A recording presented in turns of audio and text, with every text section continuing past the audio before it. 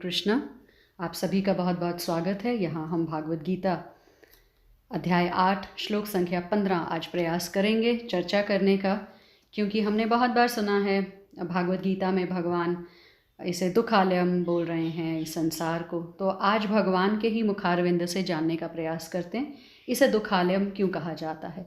देखिए, आलयम पुस्तकालय, शौचालय, जहाँ पर किसी वस्तु को सजा के संवार के रखा जाता है, जैसे पुस्तकालय में किताबों को सजा सवा के रखा जाता है, और भोजनालय रेस्टोरेंट जहाँ पर खाना सुव्यवस्थित तरह से रखा होता है, इसी तरह से इसे दुखालयम दुखों का घर कहा गया है।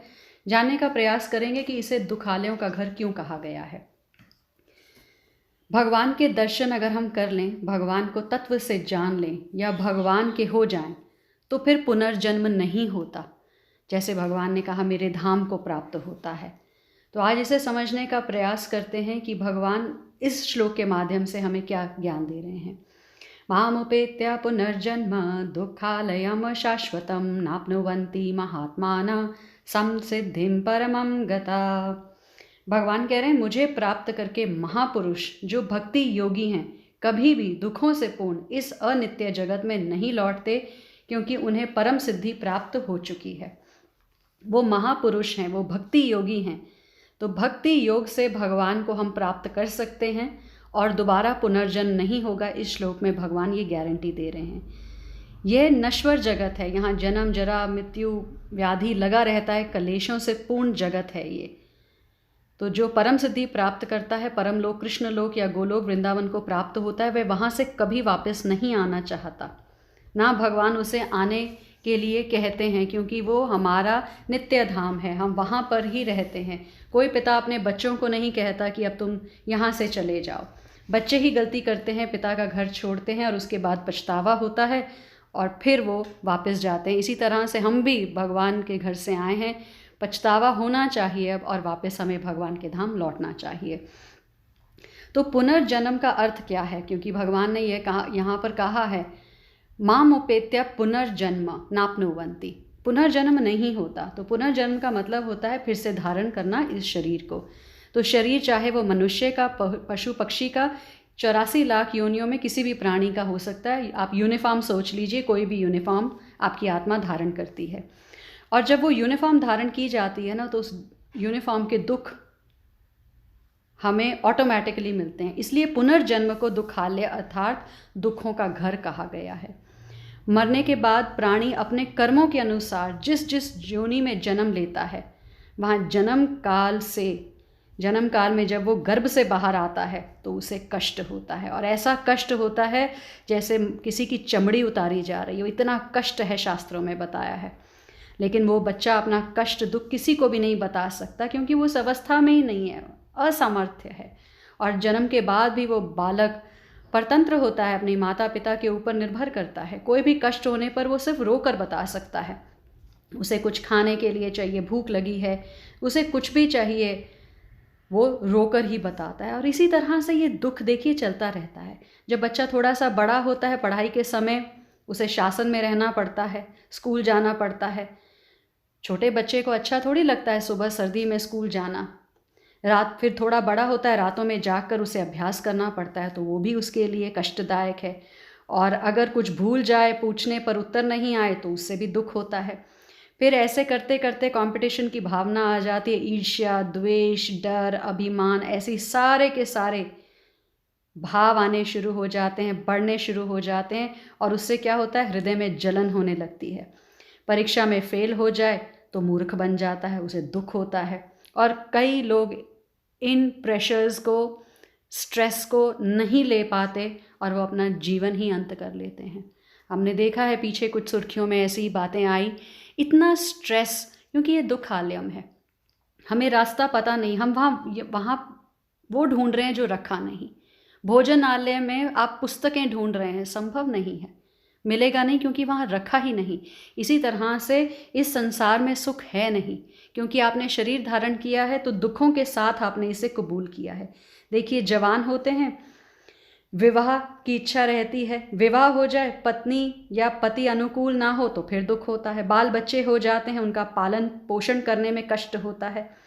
बेटियां हो तो बड़ी हो जाएं तो उनकी जल्दी शादी हो, माँ बाप की नींद उड़ी रहती है, अच्छा कोई मैच मिल जाए, खाना पीना अच्छा नहीं लगता, हरदम बेचैनी परेशानी रहती है, किसी को बता नहीं सकते हैं क्योंकि ऊपर से तो दिखाने के लिए सब कुछ ही है लेकिन फिर भी अंदर एक जलन है। वृद्धावस्था आने पर शरीर में असमर्थता आ जाती है, अनेक प्रकार के रोग लग जाते हैं, सुख से उठना बैठना चलना फिरना खाना पीना सब कठिन हो जाता है। फिर घर वाले भी दो चार बातें सुना कर तिरस्कार कर देते हैं तो अपशब्द भी सुनने पड़ते हैं। खांसी है कि रुकने का नाम नहीं लेती, नींद आती नहीं। तो इसी तरह से ये सारा जीवन देखिए निकल जाता है। मरने के समय भी बड़े भयंकर कष्ट होते हैं। तो दुख कहाँ तक कहें इन दुखों को। उसमें क्या होता है, थोड़ा थोड़ा सा बीच में सुख आया, हमें लगता है कोई बात नहीं, थोड़ा सा दुख था। अरे वो दुख तो ऐसे है जैसे किसी का सिर जो है पानी में डुबोया जा रहा हो और उसे श्वास नहीं आ रही है, बस 1 सेकंड के लिए उसका सिर बाहर निकाला फिर पानी में, तो वो जो 1 सेकंड के लिए बाहर निकाला हमें वो सुख प्रतीत हो रहा है। देखिए अभी हमने गिन लिया कि जन्म से मृत्यु तक दुख ही दुख हैं। बीच में थोड़ा बहुत कुछ आ जाता है तो वो वैसे ही है जैसे सिर पानी में से निकाल के बस श्वास लेने दिया सेकंड में और फिर उसका सिर पानी में डाल दिया। तो मनुष्य जैसा ही कष्ट पशु पक्षी आदि को भी होता है। सर्दी गर्मी वर्षा हवा से कष्ट होता है। जंगली जानवर छोटे बच्चों को खा जाते हैं, उनको भी बड़ा दुख होता है। तो इसी प्रकार सभी योनियों में अनेक तरह के दुख हैं, ये हम समझ लें। तो 84 लाख योनियों में दुख भोगने पड़ते हैं, इसीलिए पुनर्जन्म ना हो, आपको इस दुखालय में ना आना पड़े, भगवान उसका यहाँ पर आज फॉर्मूला दे रहे हैं। भगवान कह रहे हैं माम उपेत्य, मुझे प्राप्त करके पुनर्जन्म कहाँ पर, इस दुखालय, इस अशाश्वत दुखालय में नापनोबंती नहीं आता। कौन? वो महात्मा।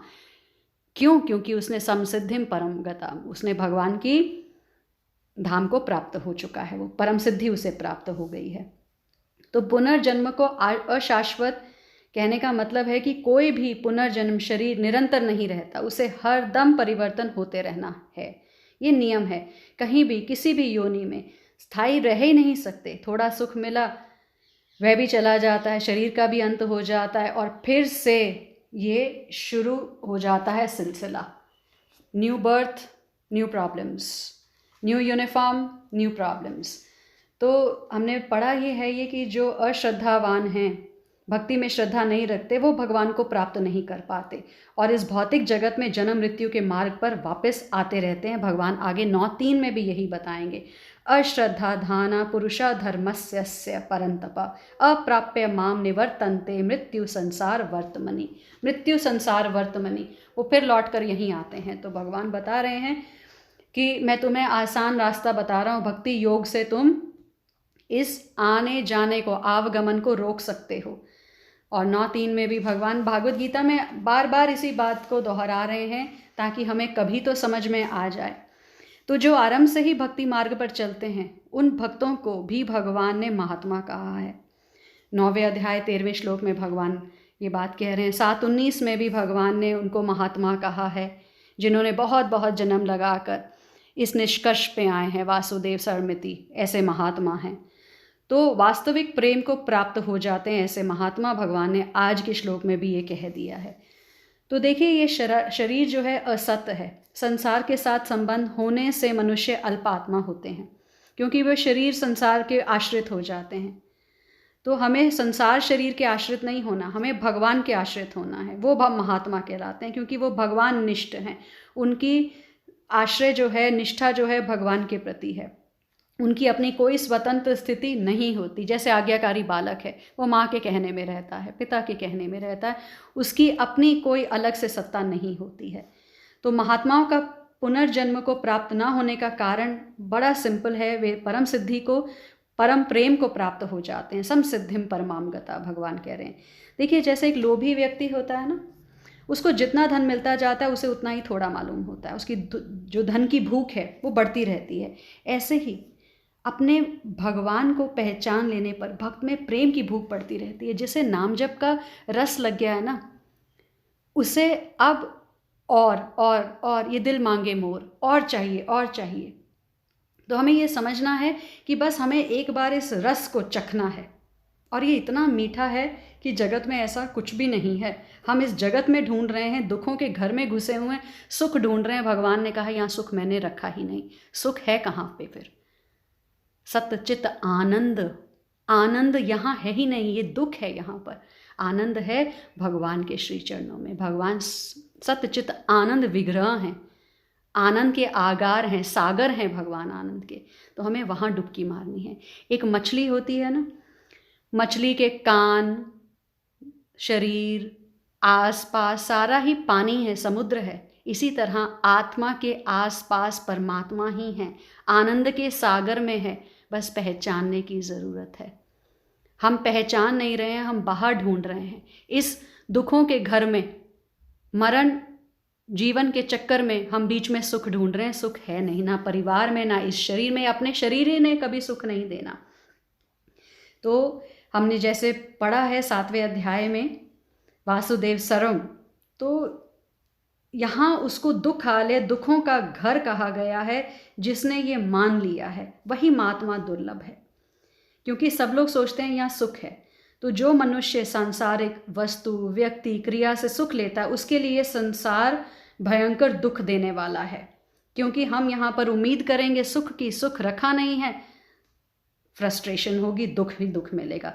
लेकिन देखिए, जो व्यक्ति यहाँ की वस्तुएं, क्रियाओं से, व्यक्तियों से कोई उम्मीद नहीं रखता, संसार को परमात्मा के स्वरूप में देखता है कि ये जल का रस भी भगवान है, सूर्य चंद्र का प्रकाश भी भगवान है, सबको नमन करता चलता है, वो कभी दुख नहीं पाता।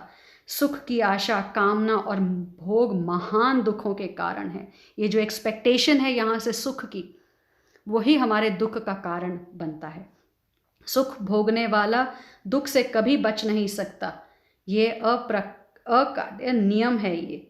इसलिए वस्तु, व्यक्ति, क्रिया से सुख लेना ही नहीं है। एक्सपेक्टेशंस रखनी ही नहीं है कि गाड़ी मुझे सुख देगी। अभी एक्सीडेंट हो जाए, बड़ा सा बिल आ जाएगा, या किसी को हानि हो जाए, आपके ही प्रिय को जो गाड़ी में बैठा था, देखिए गाड़ी का सुख कैसे दुख में परिवर्तित हो जाता है। अभी ये बीमारी आ गई है, कैसे सारा सब संसार कितना अच्छा लग रहा था, कितना अच्छा सब लग रहा था, और अब भय लग रहा है। एक दूसरे से गले मिलते थे और आज दूर दूर हैं सब। कब सुख दुख में बदल जाए पता नहीं। वो सुख है ही नहीं, आपको बस प्रतीत होता है। जैसे रेगिस्तान में पशु को क्या लगता है, रेत में पानी है, मिराज, ऐसा सिर्फ भ्रम है उसका।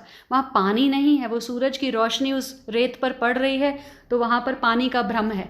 इसी तरह से इस दुखालय में आपको भ्रम होता है कि मुझे दोस्त यार, घर परिवार, गाड़ी बंगला, बड़े बड़े कारखाने, बैंकों में पैसा मेरा, ज्वेलरी रखी हुई, ये सब मुझे सुख देगा। थोड़ा सा नुकसान होता है, कैसे दुख। तो चीज़ों में सुख नहीं है, सुख कहीं और है। अब हमारी तलाश वहाँ होनी चाहिए कि सुख कहाँ है। और भगवान यही बता रहे हैं, सम सिद्धिम परमम गता, वहाँ सुख है। वहाँ देखिए परम है, गति है, परम गति है, तो वही सुख है। हम कहाँ सुख ढूंढ रहे हैं, ये हमें समझना है। इसलिए व्यक्ति, वस्तु और क्रिया से सुख लेना ही नहीं है, सोचना भी नहीं है। और जैसे ही हमने ये सुख बुद्धि का त्याग किया, देखिए उसी क्षण हमें परमात्मा की प्राप्ति होगी।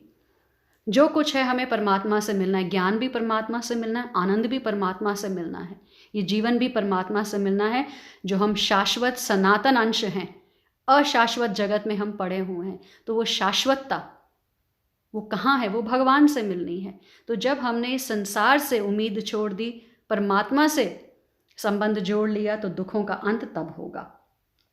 तो जीव जब उस संपूर्ण परमात्मा का अंश है, जिसके रोम रोम में करोड़ों ब्रह्मांड हैं, और हम कहाँ फंस गए हैं, हम इस अपरा प्रकृति के तुच्छ से तुच्छ अंश एक शरीर में फंस गए हैं।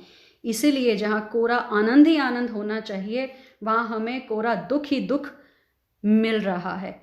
कारण हम गलत जगह में फंस गए हैं। राजा का बेटा भिखारियों के बीच में फंस गया है तो हम परमात्मा के अंश और इस शरीर में फंस गए हैं। बड़ा शास्त्रों में एक एग्जाम्पल आता है कि गायों के थनों में दूध ही दूध होता है, लेकिन चीचड़ क्या करता है, खून ही खून पीता है। हम हैं परमात्मा के अंश, लेकिन भोग दुख रहे हैं। कारण अज्ञानता, मूर्खता। तो जैसे ही इस अज्ञानता से, मूर्खता से दूर होने का प्रयास करेंगे, हम अपने स्वरूप में स्थित हो जाएंगे और आनंद अपने आप स्वतः हमें प्राप्त होगा। ये परम गति जो भगवान बात कर रहे हैं, ये स्वतः प्राप्त होगी।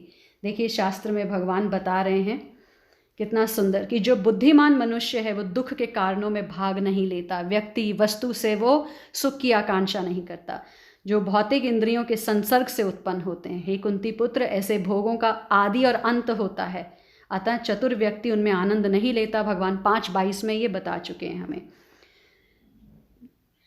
इस मनुष्य योनि में इंद्रिय सुख के लिए अधिक श्रम करना व्यर्थ है। ऐसा सुख तो सूकरों को भी प्राप्य है। इसकी उपेक्षा तुम्हें इस जीवन में तप करना चाहिए, जिससे तुम्हारा जीवन पवित्र हो जाए और तुम असीम दिव्य सुख प्राप्त कर सको। तो जो योगी दिव्य ज्ञानी है वे इंद्रिय सुखों की ओर आकृष्ट नहीं होते, क्योंकि वे निरंतर भवरोग के कारण हैं। जो भौतिक सुख के प्रति जितना ही आसक्त होता है, उसे उतना ही अधिक भौतिक दुख मिलता है। जो बहुत ज़्यादा लग्जूरियस एक्स्ट्रावेगेंट लाइफ जीना चाहता है, उसे ही डॉक्टर कहता है अब आप ये सब नहीं खा सकते, आप उबला हुआ खाना खाइए, दलिया खाइए।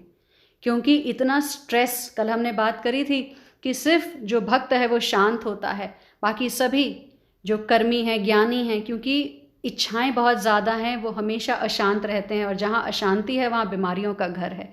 तो इंद्रियों के पीछे इतना ना भागें, तो फिर कहाँ भागें? तो ये इंद्रियों के पीछे जो भागना है ये कैसे रुकेगा, उसका भी भगवान उत्तर दे रहे हैं। अध्याय 2 में श्लोक संख्या है ये 59। देखिए भगवान कितना सुंदर बता रहे हैं। उत्तम रस के अनुभव होने से ऐसे कार्यों को बंद करने पर वह भक्ति में स्थिर होता है। उत्तम रस में आप कैसे स्थिर हो सकते हैं? इसे कहा जाता है हायर टेस्ट, परम दृष्टवा निवर्तते। हायर टेस्ट क्या है? इसे ऐसे समझते हैं, बैलगाड़ी का सफ़र है और एक हवाई जहाज़ का सफ़र है। आप क्या चुनेंगे अगर आपने दिल्ली जाना है तो? बुद्धिमान व्यक्ति हवाई जहाज़ का सफ़र चुनेगा, बैलगाड़ी से ऊपर, समय कम, सुविधा ज़्यादा। इसी तरह से हायर टेस्ट है। हमारी जीवा बोलना चाहती है, लेकिन इस भौतिक जगत की बातें बोलने से दुख, भौतिक जगत का खाना खाने से दुख, बोलना और खाना, स्वाद, रसना, ये चाहती है जीवा। तो अगर हम भगवान की बात करें, हरि चर्चा करें, तो फिर हायर टेस्ट है और उससे अंदर बैठी आत्मा को सुख मिलता है, क्योंकि उसकी जो स्वाभाविक स्थिति है वो यही है, स्वरूप यही है। जीवरे स्वरूप हुए नित्य कृष्णदास। तो जब कृष्ण की चर्चा, हरि चर्चा होती है तो आत्मा को सुख मिलता है।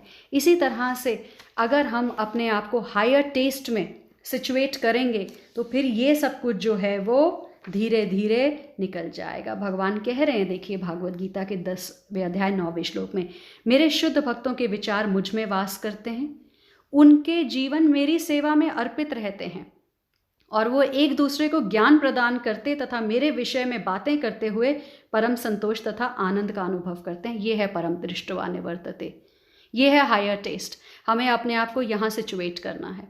भौतिक जगत की बातें क्या करना है? जितना आपका कर्तव्य आपको अनुमति देता है उतना सब कुछ कीजिए इस जगत में रहते हुए। आपका घर गृहस्थी, कारखाना, आपकी प्रोफेशनल लाइफ। उसके बाद क्या भगवान कह रहे हैं? मत चित्ता मत गत प्राणा बोधयंता परस्परम कथयंत माम नित्यम तुष्यंती च रमंती च।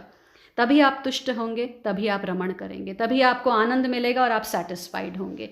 तो ये बहुत आसान तरीका है इस दुखालयम अशाश्वतम से छूटने का, कि हम अपनी प्रीति भगवान से जोड़ें और यहाँ के संसार को बस उतना ही रखें जितना इस शरीर के लिए ज़रूरी है। जब हम यहाँ पर बिन बात के संबंध जोड़ते हैं तो हमें दुख भोगने पड़ेंगे। आप सभी का बहुत बहुत धन्यवाद। हरे कृष्णा।